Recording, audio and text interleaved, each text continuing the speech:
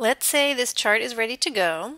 We might want to just do a little formatting to make it ready for prime time. The first thing I want to do is pick a color scheme. You might want to think about how this chart is going to be presented.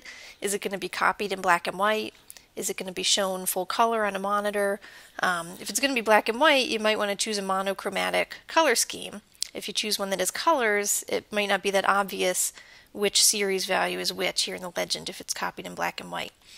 Here in the chart style section, you've got some color scheme options to choose from, and this is just going to adjust the whole chart as we go along. We've also got these quick styles and effects. This is going to apply just to whatever chart element you have selected at the time. So I can make my legend look a little snazzier. And if you want to get really detailed and even change the colors of the individual lines, I can just select the line and then give it a color here.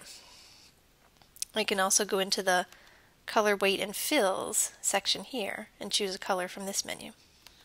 I can choose how thick this line is by using the controls here for weight. I can even make it dashed if I want.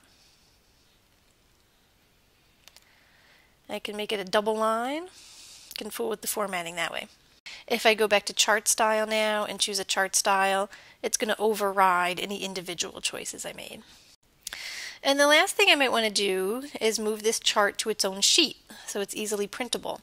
If I right click and say move chart, I can say put it on a new sheet. I can name it.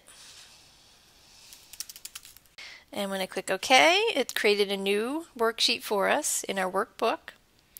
And it put this chart here full page. So if I go to print this now,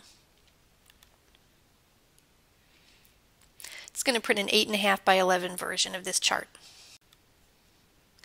I can also just cut and paste this chart anywhere that I want. If I want to paste it into a Word document, I can just copy it. Open up Word, paste, and there it is.